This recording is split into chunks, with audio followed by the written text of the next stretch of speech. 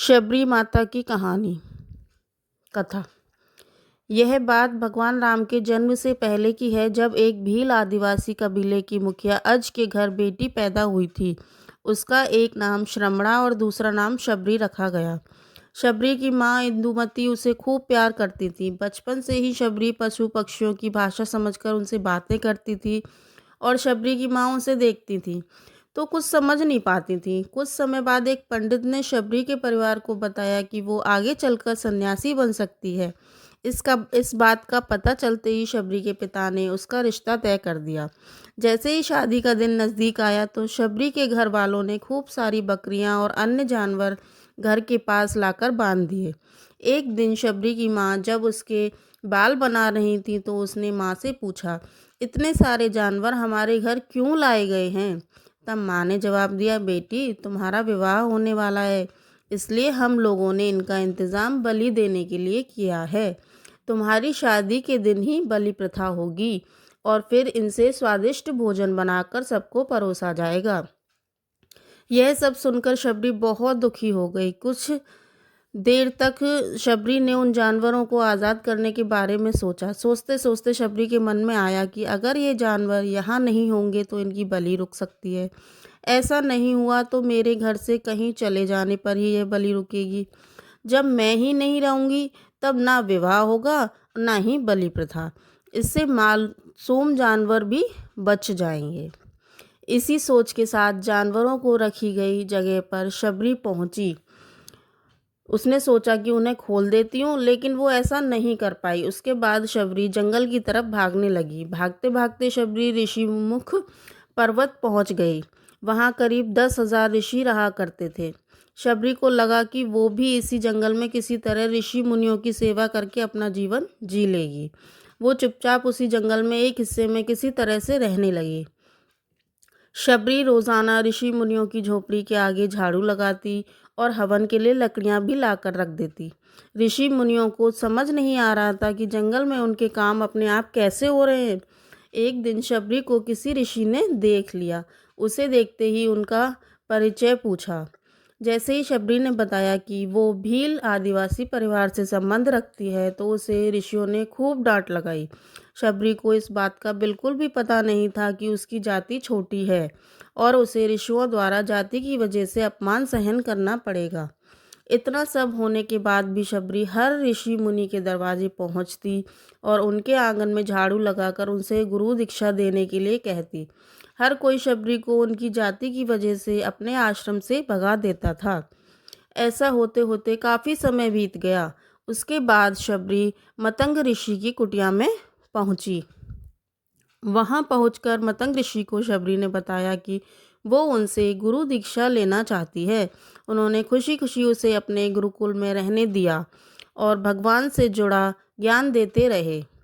शबरी ने भी अपने गुरु मतंग ऋषि की सेवा करने में कोई कसर नहीं छोड़ी। वो गुरुकुल के सभी काम करती थी। शबरी से खुश होकर मतंग ऋषि ने उसे अपनी बेटी मान लिया था। समय के साथ मतंग ऋषि का शरीर बूढ़ा होता गया। उन्होंने एक दिन शबरी को अपने पास बुलाया और कहा, बेटी मैं अपनी देह त्यागना चाह रहा हूँ। बहुत साल हो गए इस शरीर में रहते रहते। शबरी ने दुखी मन से कहा, आपके ही सहारे तो मैं इस जंगल में रह पाई हूँ।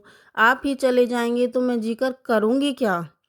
आप अपने संग मुझे भी ले जाइए, मैं भी देह त्याग दूंगी। मतंग ऋषि ने जवाब दिया, बेटी तुम्हें चिंता करने की ज़रूरत नहीं है। राम तुम्हारी चिंता करेंगे और ध्यान भी रखेंगे। शबरी ने राम का नाम सुनने के बाद पूछा, वो कौन है और उन्हें मैं किस तरह से ढूंढूंगी? मतंग ऋषि ने बताया, राम कोई और नहीं भगवान है। वो तुम्हें सारे अच्छे कर्मों का फल देंगे। तुम्हें उन्हें ढूंढने की कोई ज़रूरत नहीं है। वो एक दिन खुद तुम्हें खोजते हुए इस कुटिया में आएंगे और तुम्हें उनके हाथों से ही मोक्ष मिलेगा। तब तक तुम इसी आश्रम में रहो। इतना कहते ही मतंग ऋषि ने अपना शरीर त्याग दिया। शबरी के मन में मतंग ऋषि के जाने के बाद से एक ही बात थी कि भगवान राम स्वयं उनसे मिलने आएंगे। वो रोज़ भगवान राम से मिलने के लिए बाग से अच्छे अच्छे फूल लाकर पूरा आश्रम सजाती और भगवान के लिए बेर तोड़ कर लाती। भगवान के लिए बेर चुनते हुए शबरी उन्हें चख लेती थी ताकि भगवान को वो सिर्फ मीठे मीठे बेर ही खिलाएं। रोजाना शबरी इसी तरह भगवान के दर्शन की आस में फूल और बेर इकट्ठा किया करती थी। इसी तरह इंतजार में कई साल बीत गए। शबरी का शरीर एकदम वृद्ध हो गया। एक दिन आश्रम के पास के ही तालाब में शबरी पानी लेने के लिए गई। तभी पास के ही एक ऋषि ने उसे अछूत कहते हुए वहां से भागने के लिए कहा और एक पत्थर मार दिया। वो पत्थर जब शबरी को लगा तो उसे चोट लगी और खून बहने लगा। बहते हुए खून की एक बूंद उसी तालाब के पानी में गिर गई। तभी पूरा तालाब का पानी खून में बदल गया। ये सब होता देखकर ऋषि ने शबरी को ही डांटा और कहा कि पापिन, तुम्हारी वजह से पूरा पानी खराब हो गया। रोज ऋषि उस पानी को साफ करने के लिए अपनी कई तरह की विद्याओं का इस्तेमाल करते। कई सारे जतन करने के बाद भी कुछ नहीं हुआ। फिर उन्होंने गंगा जैसी कई पवित्र नदियों का जल भी उस तालाब में डाला। फिर भी तालाब का पानी साफ नहीं हो पाया और वो खून जैसा ही रहा। कई सालों तक तालाब के पानी को साफ करने की कोशिश के बाद भी कुछ समझ नहीं आया तो ऋषि ने थककर सब कुछ छोड़ दिया। इस घटना के कई सालों के बाद भगवान राम अपनी सीता के हरण के बाद उन्हें ढूंढते हुए उसी तालाब के पास पहुँचे। ऋषि मुनियों ने उन्हें पहचान लिया। भगवान को वहां देखकर ऋषियों ने तालाब का पानी साफ करने के लिए भगवान को अपने पैर उसमें डालने के लिए कहा, लेकिन पानी जैसा का तैसा ही था। ऋषि मुनियों ने भगवान से भी कई अन्य जतन करवाए, लेकिन वो पानी उस तरह ही रहा, जस का तस खून जैसा ही रहा। तब भगवान राम ने ऋषियों से पानी के रक्त में बदलने की कहानी पूछी। तब ऋषि ने शबरी को पत्थर मारने वाली सारी बात बता दी। उसके बाद ऋषियों ने कहा कि वो महिला ही अपवित्र है, छोटी जात की है, इसलिए ये सब हुआ। उसी वक्त भगवान राम ने कहा, ये सब आप लोगों के खराब वचनों से हुआ है। शबरी को इस तरह के शब्द बोलकर आप लोगों ने उसे नहीं बल्कि मेरे दिल को घायल किया है। इसी घायल दिल के रक्त का प्रतीक यह तालाब का लाल पानी है। आगे भगवान राम बोले, कहाँ है वो माई, मैं उनसे मिलना चाहता हूँ। तब तक शबरी उसी तालाब के पास पहुँच जाती है। इस दौरान शबरी के पैर को ठोकर लगती है और कुछ धूल उस तालाब में गिर जाती है। तभी सारा पानी साफ हो जाता है।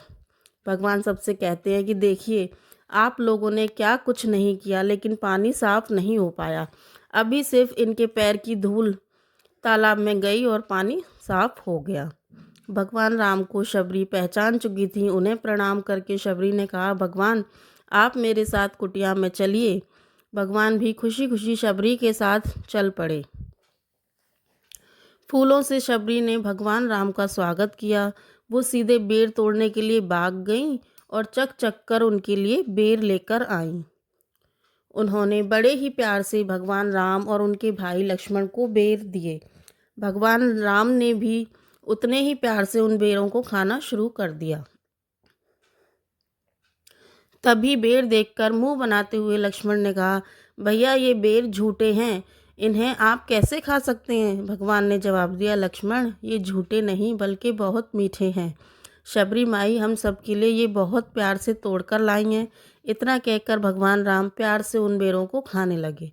भगवान ने जाते हुए शबरी माई से कहा, आप मुझसे जो चाहें वो मांग सकती हैं। शबरी ने उन्हें कहा, मतंग ऋषि के कहने पर मैं आज तक सिर्फ आपके दर्शन करने के लिए जी रही थी।